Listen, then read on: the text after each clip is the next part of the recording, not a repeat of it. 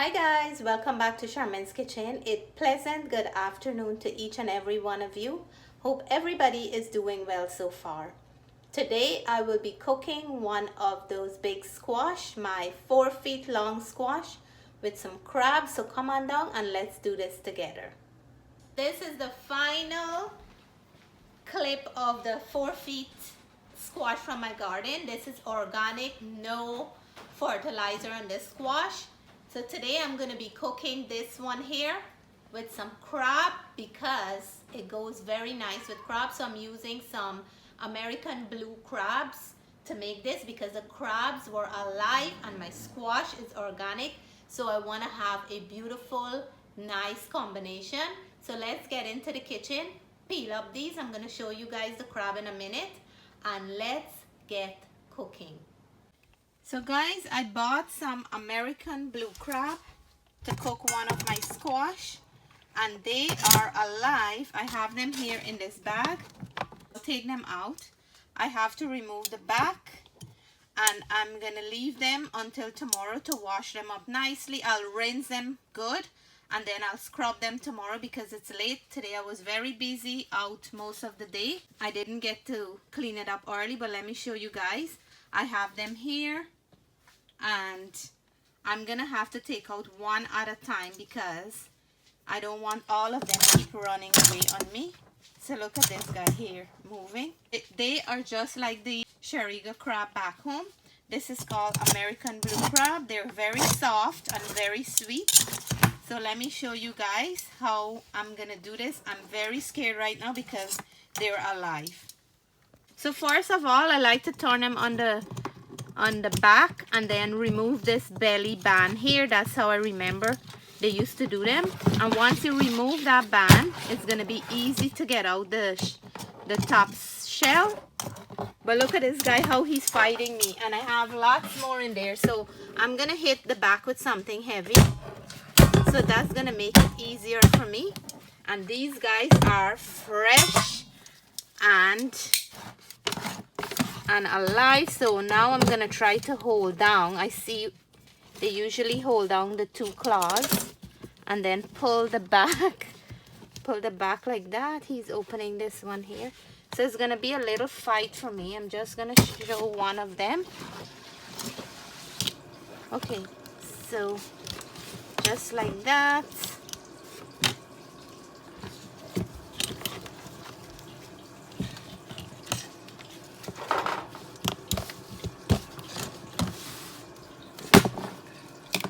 And these crabs are so sweet. So that's one there and many more to go. So we took out two this time. I'm gonna put the shells in this bag so we can garbage those. And then I'm gonna fight with these ones again. So we have fresh crab and beautiful organic squash from the garden. So look at that, guys. I finished about 3 and we're still going, and I think I have a good idea of how to get them. Just pound them a little like that, and then once they get a little pound on the back, and see how this one hold on here. So I'm gonna try to remove the back from this one because right now he's holding on to that guy so he won't bite me, but I have to be careful of this one here. And this crab is in season at the moment. This American blue crab is in season. So there's a lot of it out there. And I think crab is in season right now in the hole, like any kind of crab. I'm not a pro at this, but not every day I remove backs from crab, but you have to figure out these things when you want to eat them, right?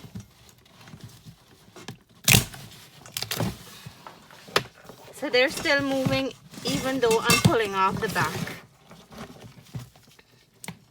And these little guys, they sting you very, very hot. So see, it still hold on to this one. So my husband is gonna peel and chop up these squash peel and chop up the squash for me while I'm getting my other ingredients ready to cook our crab and squash. So here is everything I have for my squash and crab.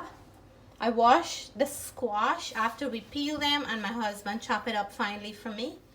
I have my crabs here, and you guys saw when I was trying to get the backs off. I wash them, trim them, like trim the ends like that, cut off the tip here, and I scrub them with a brush so they're nice and clean. I have my spices, which is roasted ground jeera. I have lawless curry powder. I have some garam masala, and I have turmeric powder. In here I have my liquid gold, which is some green seasoning blended with garlic, broad thyme, oregano, green onion, hot pepper, and some cilantro. I have a fresh coconut just grated. I'm gonna squeeze that in a minute. And I have here some shallots and some regular onion chopped up. I'm gonna be chopping up some fresh cilantro to garnish when it's done. And this right here will give us an amazing squash and crab curry. This is the third squash that I picked from the garden, and I think there is one more coming up. And now we're gonna start mixing up our curry paste. And in this bowl here, we're gonna add all our blended ingredients. Every drop of it. That's the fresh ingredients with the spices to make our nice rich curry paste. So we're gonna add our paste into the pot, and we're gonna cook this up until it's nice and fragrant and start changing to a nice brownish color. So we're gonna go in with a little bit of water to open up those spices real nicely and to combine everything together. We're gonna go in and add our salt. I added a little bit to the crab when I finish washing them, but we can always taste and add for more later. And this is the point I like to go in with my onions.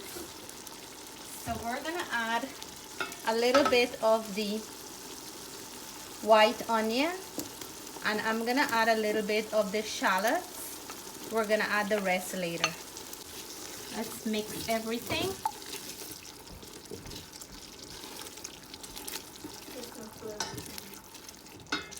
So we're gonna go in and add our crab, and I'm cooking the crab whole because they're small. I'm adding these first because I want their natural water to cook out before we go in and add our squash in here. I'm using a really big pot because I want everything to cook nicely, not in a clustered pot. So we're gonna mix up that goodness in here. And let me tell you, this is gonna be cooking with some coconut milk, which will create a beautiful, creamy, rich flavor for this dish. And the crab and squash really complement each other well. So the crab has been cooking up nicely. All the natural juice is gone, or natural water is gone. So let's add our squash in here now. Our nice big long squash is going into the crab. We're gonna mix everything up nicely and let this cook on medium to low heat. We have to take our time and mix this carefully so that all our flavors can combine well in here, just like this. It's looking nice. I'm gonna cover it down and let it cook for about 5 minutes, and then we'll check on it again. We're gonna go in and add our coconut milk, just about 2 cups of liquid. And this is gonna add such a nice, rich, creamy flavor to the dish. Squash cooked in coconut milk is usually a nice combination. And you know, crab, I always add coconut milk to my crab, except for when I'm putting it in soup. So this right here is a beautiful, beautiful combination. So I'm gonna go in now and add the rest of my shallots and white onions. We're gonna cover this down and let it cook on low heat. and then we'll check it back in about 10 minutes. So while I'm waiting for my crab and squash to finish, I clean up my cucumber plant, and I'm starting slowly to clean up the garden. I'm just giving you all an update, and we have these beautiful, beautiful marigold, which is giving the garden some very nice vibes. And I have my arrow leaf here. I removed some plants here that was attracting all the bees and everything in the garden, like all the good bugs in the garden. So my arrow leaf is looking nice. And over here is my sweet potato. This right here. The squash vine have a lot. There's one here, there's one there, there's one here, there's one right here, there's another one coming out. Like every single leaf have one. There's a nice big one here, like right here, there's one there. And the plant is getting dry in some spot, so I'm not sure about those ones, if they're gonna get fully mature. I noticed that my tomato plant have one. I picked 2 bora from my bora plant, and I noticed that there is more coming out. There's one here and there's one here, and then this is gonna turn out to 2, and I see some more. Let me just find them. I see, oh, there's one here. That's a bora right there. It's supposed to have another one, but I don't see the second one, and I saw about 3 this morning. And then we still have pepper here. And let me show you guys this here. The same plant have a lot of same flower. And we have little same. I picked a little handful yesterday, and I cut it up and leave it in my freezer until I get a full amount to cook again. And I have one squash here. It's growing, and I'm keeping my fingers crossed. If I have like 1.5 more weeks of good sunshine, I will be able to get it. There's another one right here. There's one here. The smaller ones I'm not sure. And then I have 2 nice big okra on the plant. I have one here and I have one here, and then you guys see there's many more coming out. And yesterday we were out most of the day, and you see how my corral is still small. There's one here, but I have to pick them out today because Mr. Squirrel came and he picked about 2. I find one is up here on the fence right there, because they realized that it's bitter and he just leave it there. But I don't want to take it because I don't know if he sink his teeth or anything in it, so I leave it right there. If he wants to come back to get another one, that one is easy access for him. But I'm gonna pick out the other 2 because I don't want him to pick them and just leave them around the place. So let me do that. And this is what the backyard look like so far, but it's coming to end now. I clean up the bottom, and these are my beets. Look at the beet, how nice they're coming. There's another one right here, and then there's one here. So I have 3 of those in the garden, and I believe you can use the beet leaves to juice them. They're healthy too, but I have to double check on those. So let me pick these 2 okra and the corilla, and then we'll go back inside to check on our crab and squash curry. And this is my harvest for today. 2 corilla and 2 okra, but nevertheless, I usually wash them, cut these back in half, leave it in my freezer, and I would thinly slice these, and I have a bag with some more, that whenever I want to cook dal or something, I have some corilla to fry on top. So guys, this is September, 2nd week in September, and I am still harvesting. I'm still happy and still proud, and thank God for his beautiful harvest this summer. So this is how I store vegetables when I get like 1 or 2, and my food is boiling up behind me.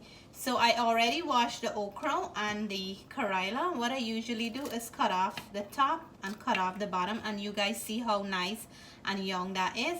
And then I like to cut mine back in half, and look at those.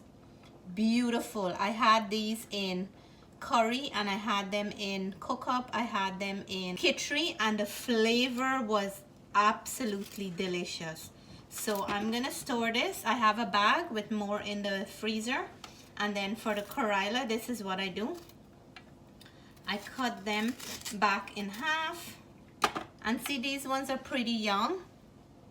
I was able to cut through the seeds and everything, but I can't take chances because I don't want the squirrel to just pick them and just leave them aside. I would like to enjoy some too. So I'm just removing those seeds, and it's very easy. You can do it with a spoon or you can do it with a knife, whichever one is easy for you. And I normally cut them up thin slices like this. Leave it in my freezer, and when I have enough, I will be able to make a full meal with it. So I'm just slicing them thinly.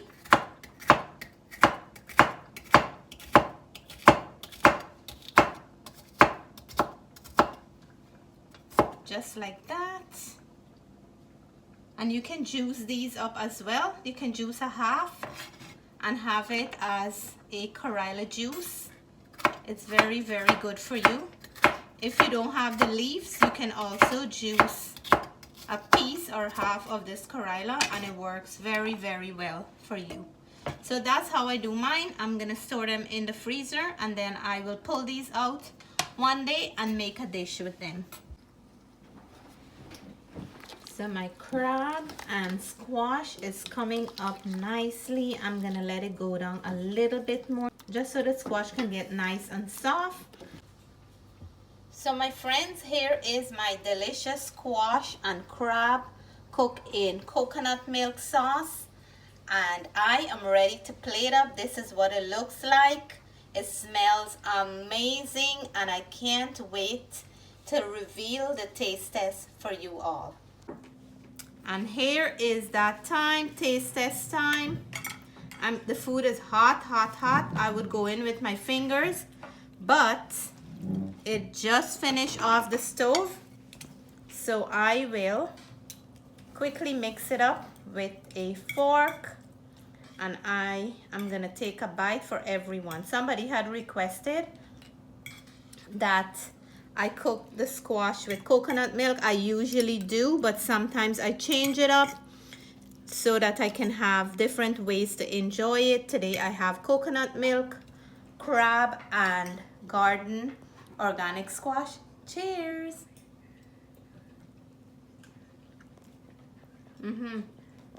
Coconut milk makes everything good. Matthew, what do you say about it? I think the food tastes really nice and juicy and good with the coconut milk. And the crab tastes amazing. Yep, so I know once they give their feedback and it's like that good, you guys don't even need my feedback. So I'm gonna say personally how I feel that it tastes amazing. The coconut milk add a sweetness to the dish, and the combination with the crab and the squash is just simply delicious. So guys, I have one of those big claws, and these crabs are very, very soft. They're not meaty in the legs like those little legs, but up here is all the meat. So I'm gonna go in and break one open,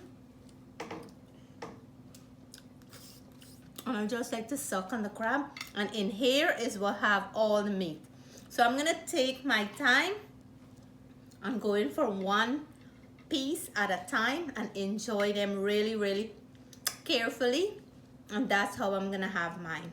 So thank you guys so much for being with me in the beginning of planting these squash, cooking these squash, enjoying these squash, and I might still have another one to come. So stay tuned. God bless. Love you guys. Bye for now.